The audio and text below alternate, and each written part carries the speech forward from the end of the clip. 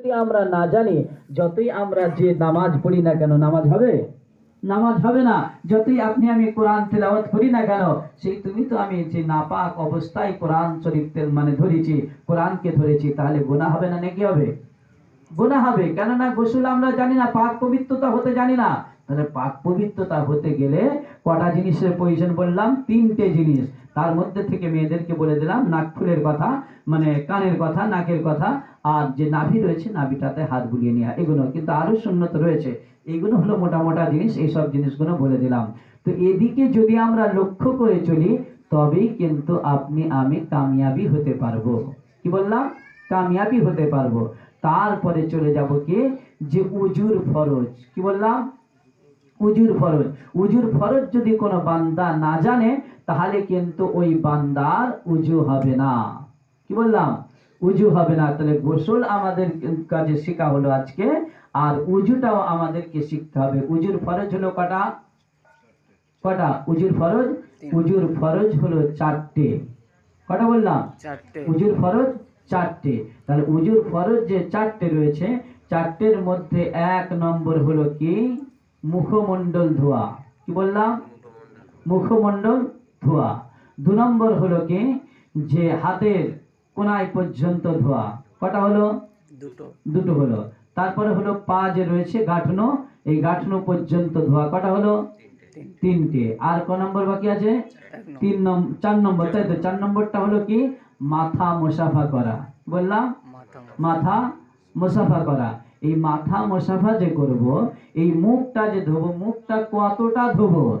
বিশ্বনবী সাল্লাল্লাহু আলাইহি ওয়াসাল্লাম বলছেন যে তুমি যে মুখ ধোবে, এই যে দেখবে হাড় রয়েছে, এই হাড় থেকে নিয়ে এই দেখো থুতনির নিচে একটু হাত দিয়ে দেখো, এই থুতনির নিচেতে একটা হাড় আর মানে গর্ত মতো রয়েছে, সে জায়গায় এই যে হাড্ডি যে রয়েছে, এই হাড্ডি পর্যন্ত পূর্ণভাবে ধোয়া।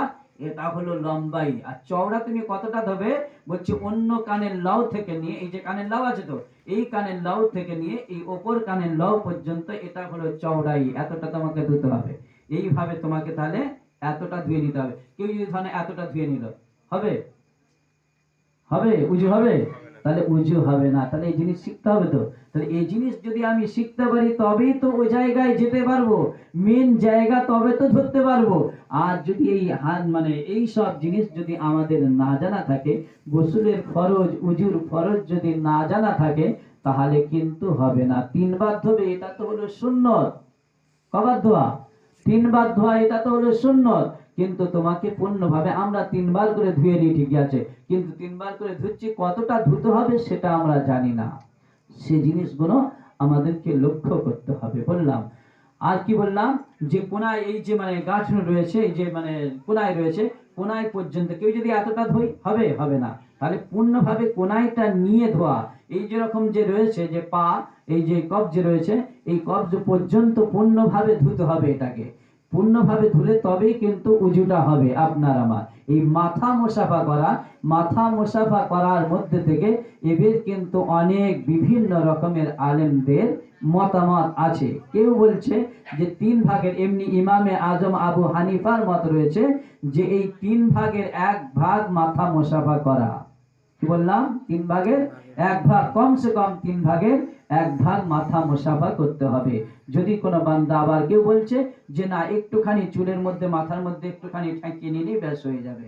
তো যে যেরকম বলে, তো আমাদের আবু হানিফার মত রয়েছে এটাই, যে এই মাথার মধ্যে যদি তুমি পূর্ণভাবে পুরোভাবে টেনে নাও, সেটাও হলো উত্তম জিনিস, ভালো হয়ে গেল।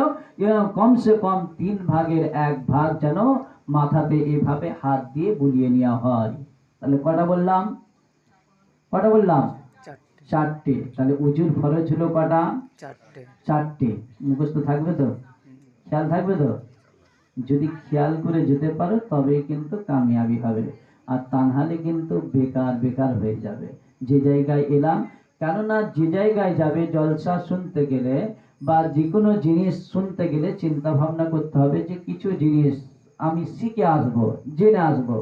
এখন তো হয়ে গেছে আলাদা সিস্টেম, যে শুধু খালি ওই সুরে আর টানেতেই ব্যাস শেষ হয়ে যাচ্ছে। আসল জিনিস কি দিয়ে গেল, কি নিলাম আমি, এ চিন্তা ভাবনা করলো না।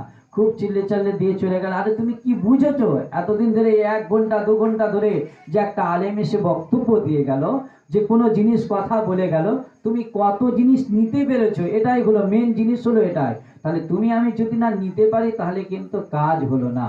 সে তার বক্তব্য মতো দিয়ে চলে গেল, নামাজ পড়ে এই করো সেই করো সব কিছু বলে দিয়ে চলে গেল। চলে যাবার পরে কিন্তু টান দিয়ে সেও কি করলো আর না করলো এটাও হলো না, আর আপনি আমিও কি করলাম সেটাও কিন্তু হলো না। এই জন্য নিয়তটাই হলো সব থেকে এখন হয়ে গেছে 1 নম্বর।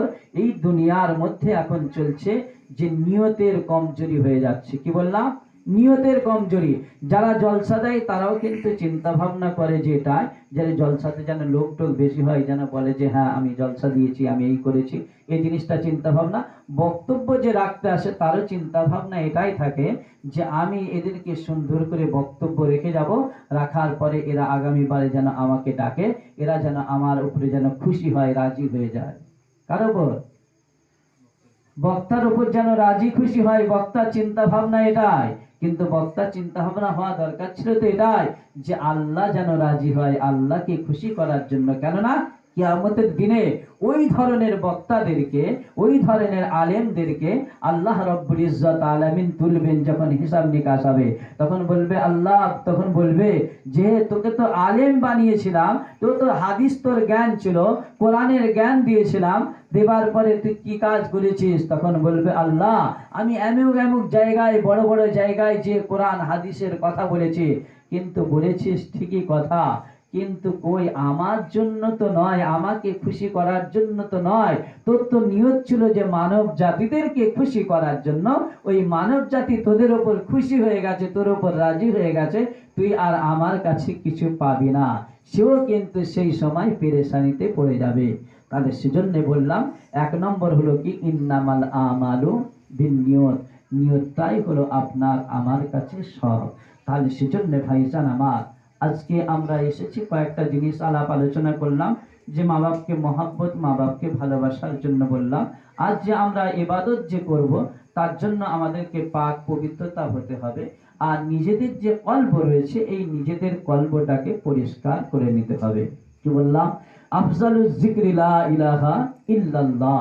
বলছে সমস্ত জিনিসের মধ্যে যা কিছু রয়েছে সব থেকে একটা জিনিসই উত্তম জিনিস হলো, সেটা হলো কালেমায়ে তাইয়্যিবা লা ইলাহা ইল্লাল্লাহ। এই ইল্লাল্লাহ শব্দ কি শব্দ বললাম? ইল্লাল্লাহ মানে হলো আল্লাহ। কি বললাম? ইল্লাল্লাহ মানে হলো আল্লাহ। এই সব জিনিসে যদি তুমি ইল্লাল্লাহকে ফিট করে দিতে পারো তাহলে কিন্তু আপনি আমি কামিয়াবি হয়ে যাব। কি হয়ে যাব? কামিয়াবি হয়ে যাব। রুজি দেনেওয়ালা কে? ইল্লাল্লাহ, আল্লাহ। আজকে আমাদেরকে বসিয়েছে কে? ইল্লাল্লাহ, আল্লাহ। তাহলে আল্লাহ এই সব জায়গায়, যে কোনো জায়গায় তুমি যাবে, যাবার পরে ইল্লাল্লাহ শব্দ যখন আপনার আমার কাছে এই কলবের মধ্যে ইল্লাল্লাহ ঢুকে যাবে, তখনই কিন্তু আপনি আমি কামিয়াবি হয়ে যাব। বলেন সুবহানাল্লাহ। আর কোন বান্দা যদি গুনার কাজ করে ফেলে, আল্লাহ রব্বুল ইজ্জত আলামিন বলেন ওই বান্দারা গুনাহ করতে ভালোবাসে, কিন্তু আমি আল্লাহ রব্বুল ইজ্জত আলামিন গুনাহকে ক্ষমা করতে ভালোবাসি। বলেন সুবহানাল্লাহ। আল্লাহ তাআলা আমাদেরকে ভালোবাসেন, ভালোবাসেন না? কি বললি? ভালোবাসে কি বাসে না? আল্লাহ তাআলা আমাদেরকে অতিরিক্ত ভালোবাসে, আর আল্লাহ তাআলা আমাদের সব সময় কাছে থাকে। কোথা থাকে? সব সময় কাছে থাকে। বলবে যে কাছে থাকে কি ব্যাপার, কই দেখতে পাইনি কেন? হাদিস পাকের মধ্যে এসেছে যে আল্লাহ রব্বুল ইজ্জত আলামিন যে তোমার যে ঘাড়ের যে শিরা রয়েছে এই শিরার সঙ্গে থাকে। বলেন সুবহানাল্লাহ। কিসের সঙ্গে? শিরার সঙ্গে থাকে। এইভাবে যখন আল্লাহ নবী সাল্লাল্লাহু আলাইহি ওয়াসাল্লাম সাহাবায়ে কিরামদেরকে নিয়ে আলাপ আলোচনা করছে, বলছে যে শোনো, তোমরা যেটা যাবে, যা কাজ করবে সব কিন্তু আমার কে দেখতে পায়? আল্লাহ দেখতে পায়। তখন বলছে কি ব্যাপার, কিভাবে থাকে? বলছে হ্যাঁ, আল্লাহ তাআলা তোমাদের খুব কাছে থাকে। কেননা আল্লাহ রব্বুল ইজ্জত আলামিনের কাছে 100 ভাগ মহাব্বত। কত ভাগ মহাব্বত বললাম? 100 ভাগ মহাব্বত।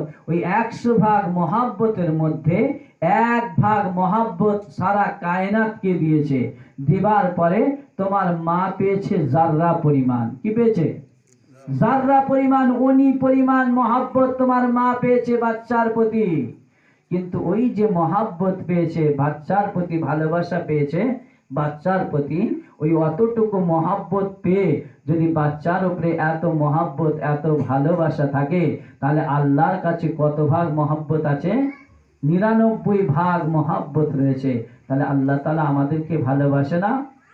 নিশ্চয়ই আমাদেরকে ভালোবাসে। আর দুনিয়ার মধ্যে যে আমরা এসেছি, কোথায় এসেছি আমরা? দুনিয়ার মধ্যে যে আমরা এসেছি, আমাদেরকে কাজ কর্ম সব কিছু করে যেতে হবে, করলে তবেই কিন্তু আপনি আমি পাবো। যখন কোনো বাচ্চা পেটের মধ্যে থাকে, থাকার পরে যখন দুনিয়ার মধ্যে চলে আসে, চলে আসার পরে তখন কিন্তু তার কাজ শুরু হয়ে যায়। তখন তার কাজ শুরু হয়ে যায়। কি কাজ শুরু হয়? যে ওই বান্দা যদি খেতে চায়, খেতে গেলেও ওই বান্দার কাজ আছে। তাহলে বলবে তো এই বাচ্চা 2 দিনের বাচ্চা, ওর আবার কি কাজ? একদিন এই 2 দিনের বাচ্চা সে তখন মা কিন্তু সমস্ত দেখবে যে কাজ বাচ্চাকে শুইয়ে দিয়ে দুধ পান করিয়ে শুইয়ে দিয়েছে, শুইয়ে দেওয়ার পরে মা কিন্তু সংসারের কাজ করে যাচ্ছে। কি কাজ করছে? সংসারের কাজ করছে।